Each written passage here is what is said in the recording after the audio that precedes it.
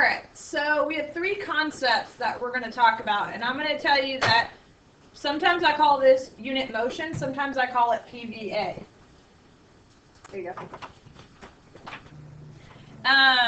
Because of the three concepts. So what do you think the P stands for? Position. Very good.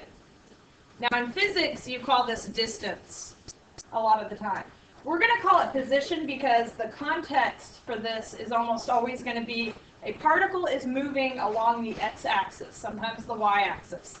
So for position, we have s of t, sometimes we have x of t, and sometimes we have y of t. All of these are functions of t, and they're one-dimensional.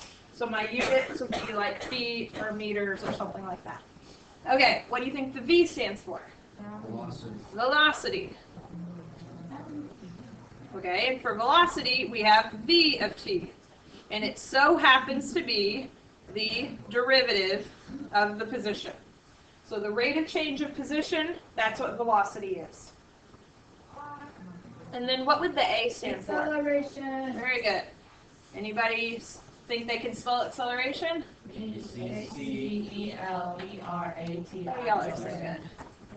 I don't know why, but that's a tough word for a lot of people to spell. Okay, it is the first derivative of velocity and the second derivative of position. In other words, we have three things, F, F prime, and F double prime. We're not going to use F. We're going to use these letters instead, but it's basically like what we did in Chapter 3. So we're going to use a lot of the same concepts, okay?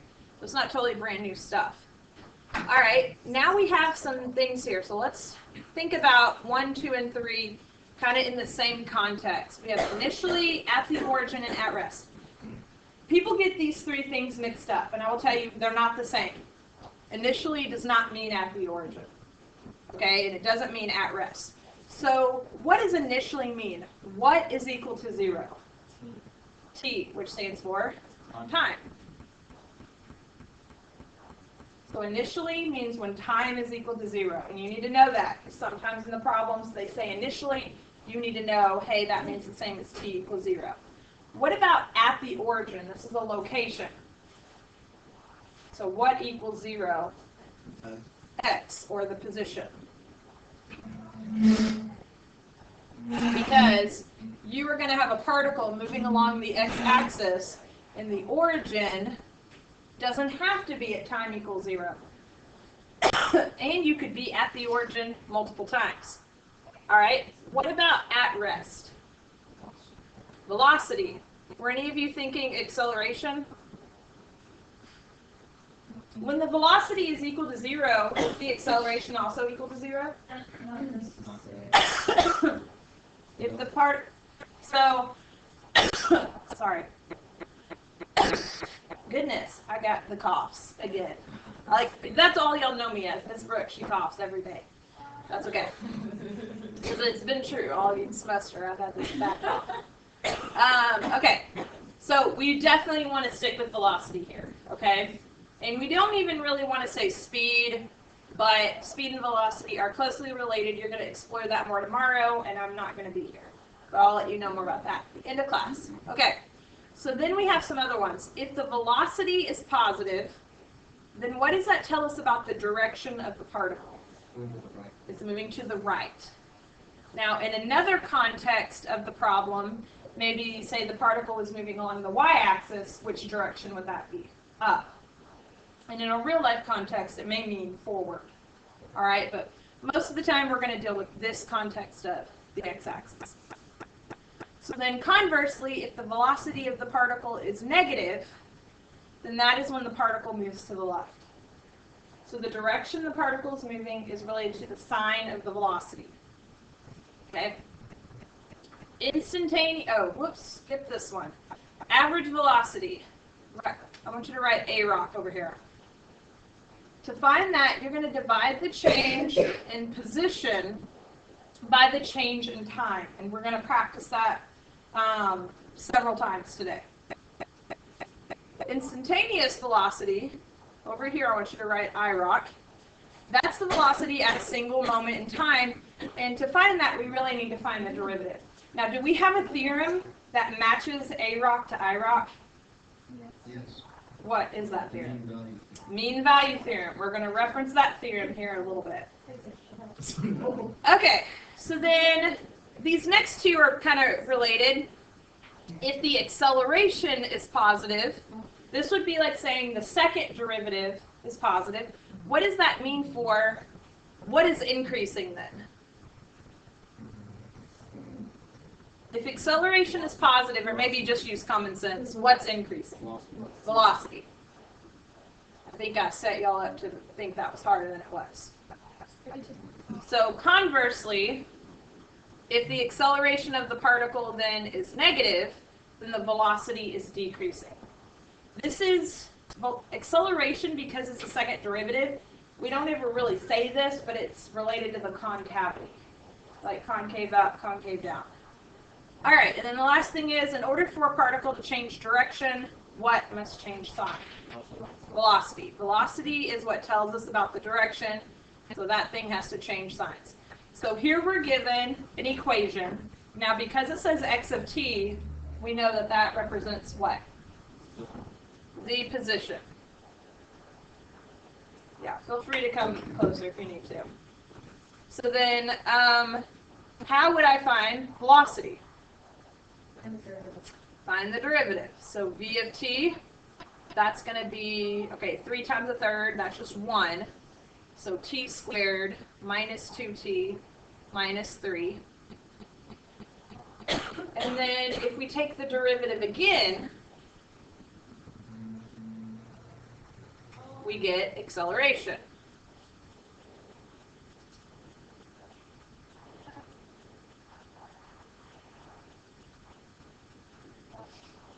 Okay, so those are the concepts we're going to be talking about. Now let's apply them, and we're going to do 3 different types of problems. A problem where you're given a table, a problem where you're given an equation, and a problem where you're given a graph. I'm going to ask you the same types of problems, but you have to interpret them differently depending on what you're given. Okay, so the first thing we're going to do is a table. So it says the data in the table below gives selected values for the velocity, so it's important that you realize that what you're given is velocity. It doesn't hurt to rewrite it over there. In meters per minute, of a particle moving along the x-axis, so right and left. The velocity v is differentiable. What does that imply? There's no cusps, but it also implies something else, a big concept. That's like a requirement to really use any theorem. It's continuous. Now, a lot of people kind of skip over that and it never really hurts them. But go ahead and write that it's continuous up there. Because if we're going to use a theorem later, we need to know that. It means that this particle is not teleporting from one place to the next. It has to move and occupy all the spaces in between. All right, so for number 1, t equals 0. Is the particle moving to the right or to the left? What do you guys think? Why left? Because what is negative? The velocity. So we have a few different ways of writing this. You can say the velocity is negative at t equals 0. I'm going to kind of combine it all into one statement. V of 0 equals negative 3. I go ahead and put my units here, and I'm just going to say, just to wrap it up, which is negative. I don't want your explanations to be a source of anxiety for you, but I want everybody to try to explain, and we're just going to get better. By the time we take the AP test, you'll get it. Okay? Right now, we're just kind of getting used to this. All right. 2. Is there a time on the interval when the particle is at rest? So what does at rest mean again? Where v equals 0. Now, it would be nice if there was a 0 in the velocity row, but there's not. But that doesn't mean the answer is no, necessarily. What do you guys think? At some point, it has to switch from negative to positive. Okay, so which interval are you looking at? 0 to 2. So from 0 to 2, we go from a negative number to a positive number. And we know that 0 has to be in between there. It kind of just makes sense. So I'm going to say yes. Now, just because it makes sense isn't a good explanation. There's actually a theorem that backs us up here. It's not mean value theorem. Do you remember? Oh, it's that one with the What word means in between? intermediate. Intermediate. So we're going to say by intermediate value theorem, and I'm going to write that 0 is between these two. Now you could say -3 less than 0 less than 2. I'm going to go ahead and skip straight to the important part. And that 0 is a y value between these two y values. So v of t must equal 0 on, now you could say the interval 0 to 2. You could say the interval 0 to 12. Okay, because we know that this is actually happening on 0 to 2. But if it happens on 0 to 2, then it happens on 0 to 12. And you're thinking, why am I saying 12? Because that's what they're originally asking us. Okay? In minutes here. Sorry. You always want to put units. Probably should put units here too. Okay. Number 3. Use the data on the table to find an approximation for v prime of t. So here's how I'm going to start out. I'm going to say v prime of t is approximately. Now, v prime makes me think about derivative, but I don't have an equation I can actually take the derivative of. So we're going to have to do the next best thing to IROC, which is It's also it's instantaneous. what's the next best thing to IROC? AROC. Y'all are so smart. So we got to think, okay, let's go up to our table. There's no 10, but it would fall right in here, right? So if I found the average rate of change between 8 and 12, that should give me about what the instantaneous rate of change is at 10. This is an approximation. So that's going to be v of 12 minus v of 8 over 12 minus 8. V of 12 is 5, v of 8 is 7. So you get -2 over 4, which would be -1/2. You don't have to simplify that number. You could have left it unsimplified, no big deal. Now I'm not done because it specifically says to indicate units of measure, which you should always do anyway. But when it says it, it means that that by itself is probably a point. Or it's wrapped up in the answer point, meaning you get the answer wrong if your units are wrong, which really sucks. So, anybody know the units? Squared per second. Okay, I'm hearing meters squared per second, meter per second squared. That one. Here's how you know for sure, or like other people that are thinking, I don't even know how she got that. Think about what are the units for 5 and 7? Those were just meters per minute.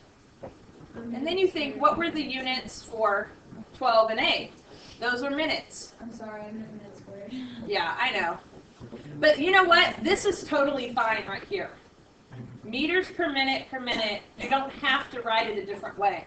But if you do, it would be meters per minute squared. Okay? That acceleration is always going to be like a distance per time squared. All right? But you could write it as meters per minute. There's some teachers that like don't even let their students write the squared. Because on the AP test, there are a lot of students that do like what you guys said, which is they square the meters. And it's like, that seems like a small thing, but it could be a point. And every point is big. Okay. So number 4, let A of t denote the acceleration of the particle. Is there guaranteed to be a time t equals c on the interval such that A of c equals 0? Now when you see a question like that, what, in general, do you think the answer is going to be yes or no?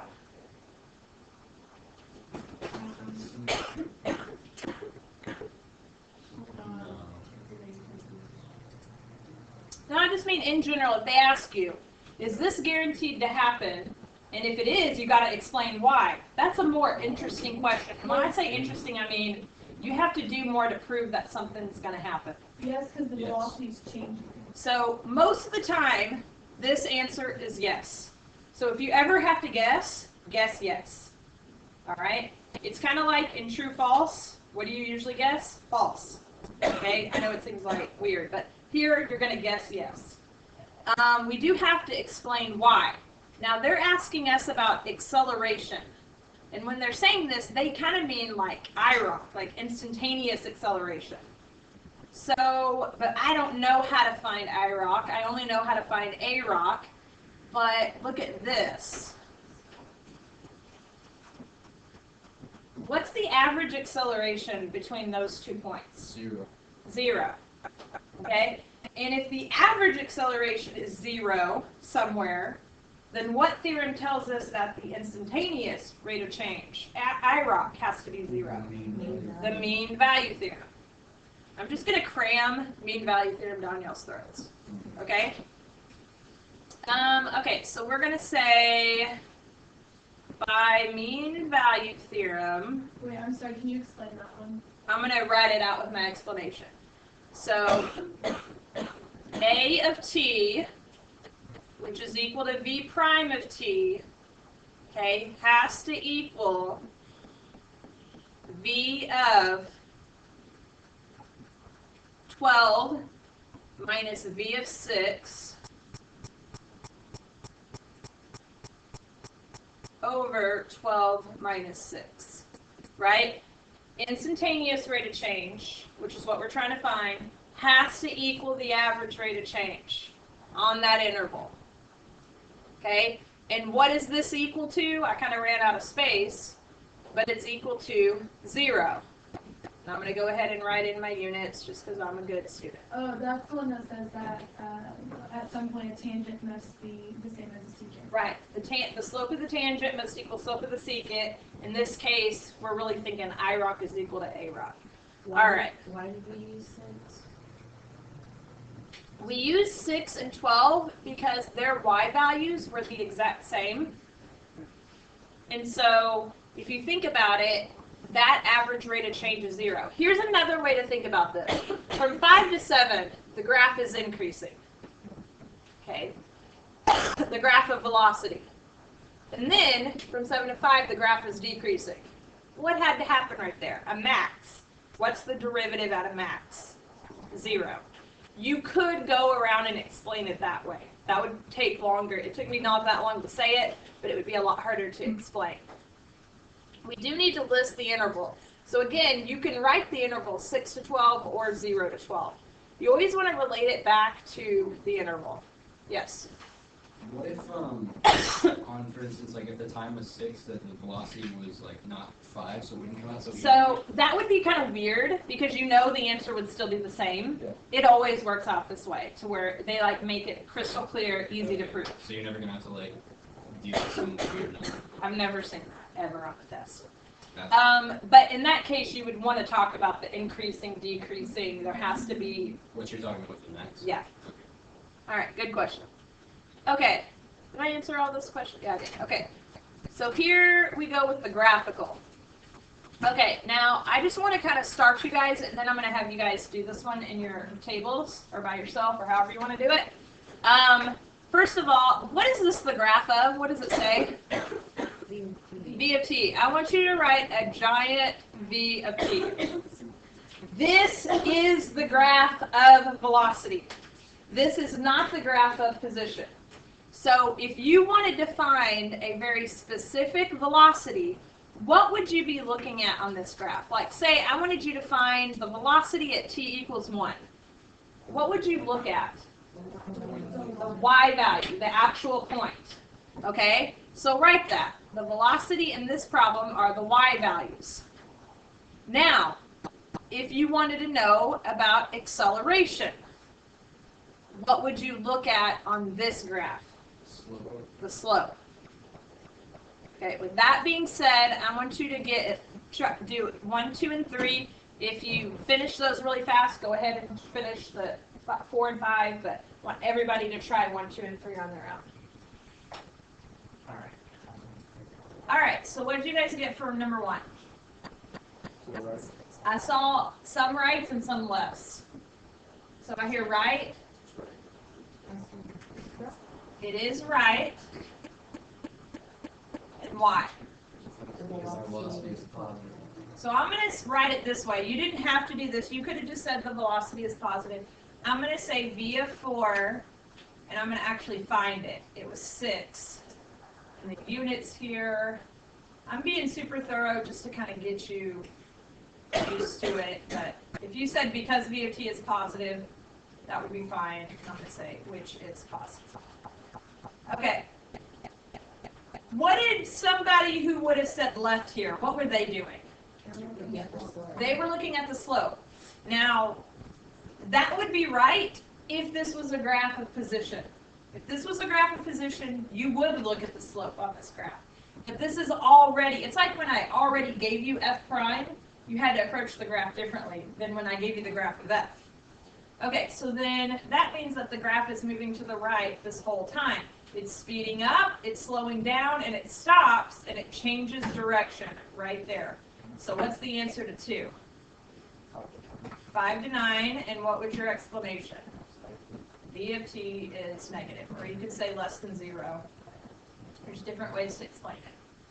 Now we get to acceleration. So a of 4, that's the same as v prime of 4. What is it in this problem? Anybody actually calculate the slope? Yeah.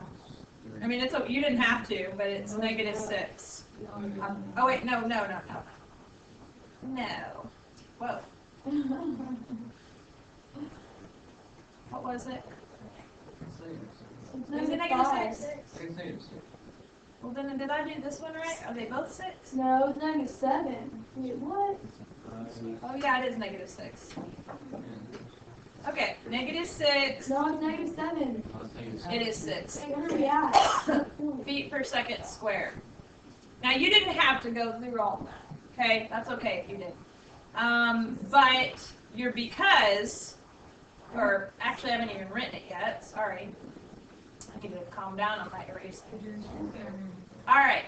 So hopefully you said negative.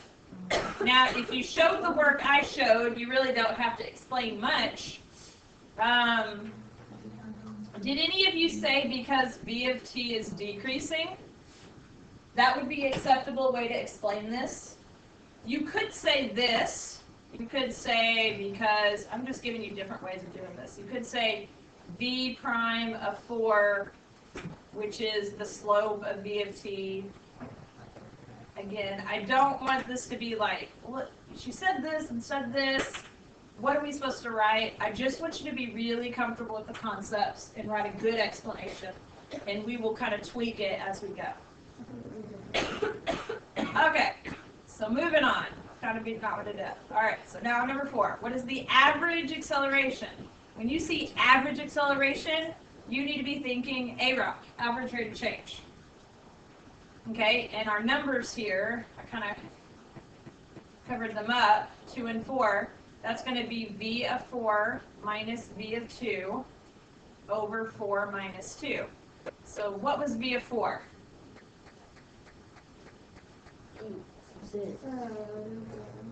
And then v of 2 was 9, I believe.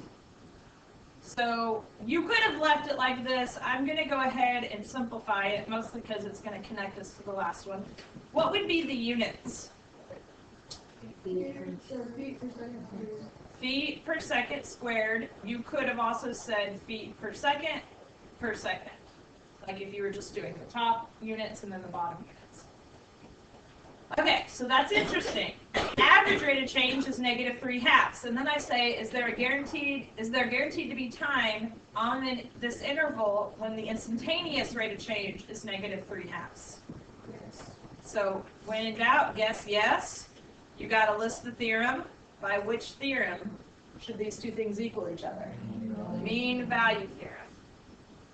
By mean value theorem, v prime of t should equal v of 4 minus v of 2 over 4 minus 2, which is this, on the interval. You don't have to say the word interval. I could have just said on the interval 2 to 4. And of course, you could put brackets there. Isn't AFT the same thing as V prime of T? It is. You just say because AFT equals 32. I used V prime of T here because that's what they said in the problem. They said, is there guaranteed to be a time when V prime of T is equal to negative 3/2? Could you say like A of T equals V prime of T and A of T equals negative 3/2? Yeah, you could. In this problem, I kind of put this one in here. In this problem, when it's a graph, you can actually compute it. I put this in here just to get one more mean value theorem, kind of like how we did on the table. All right, turn the page. There's one more problem with the same question stem. At what time t in the given interval is the particle furthest to the right? Explain your answer.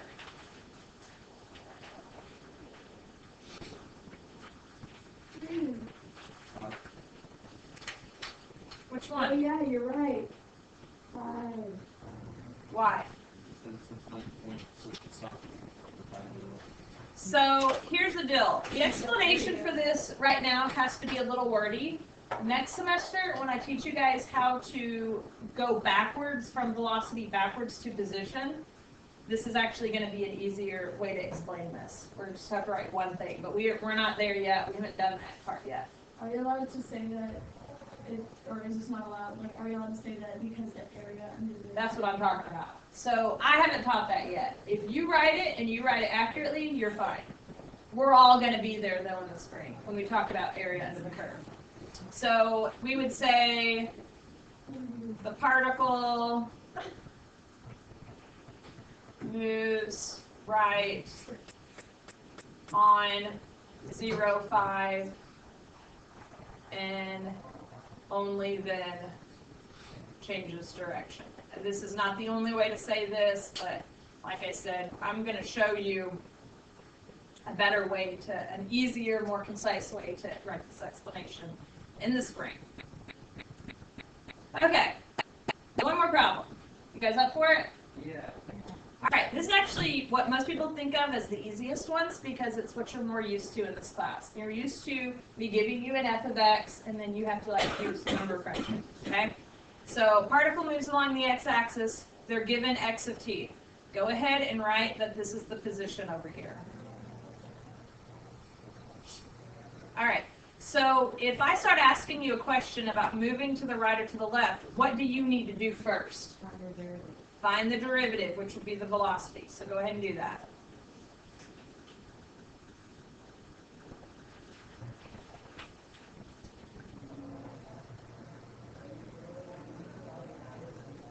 Okay, once you found the derivative, which is the velocity, what are you going to do next? We got to plug in 0. This isn't something I can look up on a table or a graph. I actually have to compute it. So you're going to find what v of 0 is. And this is something that I can even do without a calculator. There's no units here, so don't make up your own units. Just don't use units. You get a pass here for units, but they're not given. So what does this tell us? What's the answer? Moving to the right. Right? Because the velocity is Right, because v of 0 is positive or greater than 0. You could say the word is positive.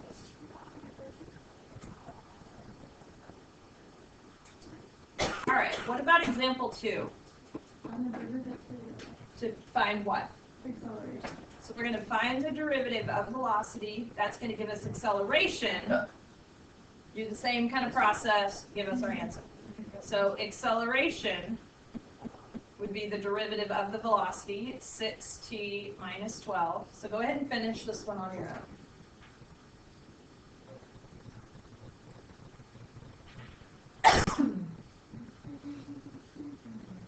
If you need a hint, look up at the board.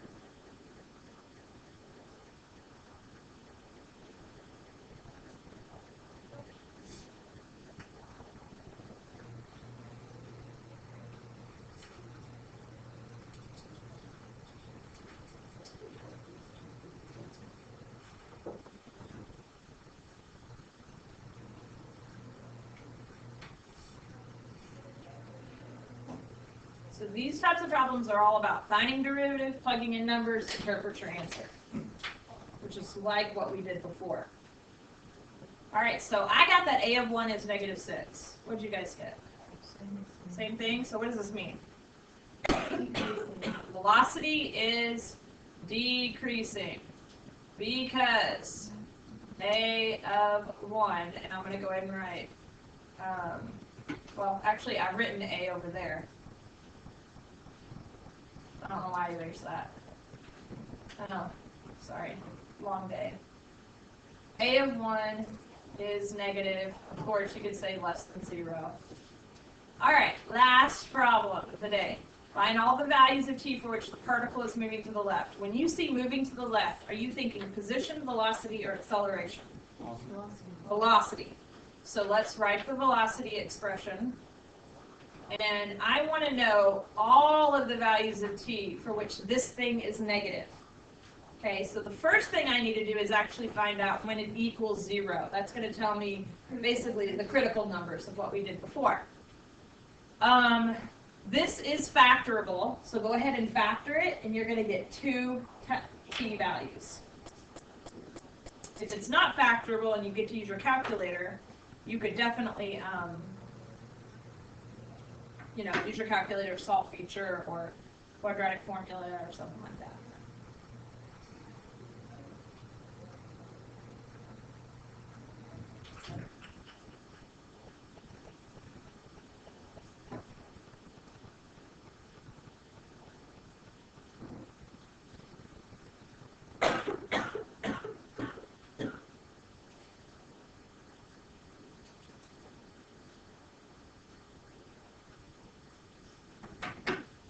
Did anybody figure out that you could divide everything by 3?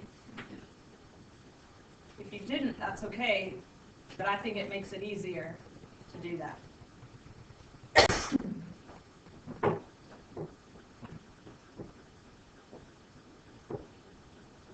So again, if this is a non-calculator problem, you're going to get to factor. If it's a calculator problem, then it could be factorable. It could be where, though, you have to use your calculator to solve.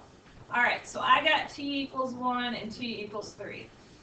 Those are your critical numbers. That's where the first derivative equals 0. What did we do with this last chapter? We did the sign chart. So we put a 1 there, we put a 3 there, we put f prime here. I'm going to put v of t, because that's what it actually is. Okay. So let's think about what happens. Plug in a number over here, like 0. Plug it into the derivative. You get a positive number. Now, look at what I'm about to do here. You know how before we did that, because the function was increasing? This isn't really the same as increasing. Instead of doing that, that's not wrong as long as you understand that what it really means is right. Okay? So you put in the sign chart something that's going to help you. Okay, what about if we plugged a number in like 2? Negative. And we know that it alternates usually. So that would be left. And if we plug another number in, 17, positive again. So then my answer should be 1 to 3, and it doesn't even ask us to explain it. But we would, if we had to, we'd say because the velocity is negative on that interval. Wait, okay, so this stuff is not entirely different than what we've been doing. What I'm hoping is that what we did before helps reinforce these concepts, and these concepts help reinforce what we already did. All right, so questions are good.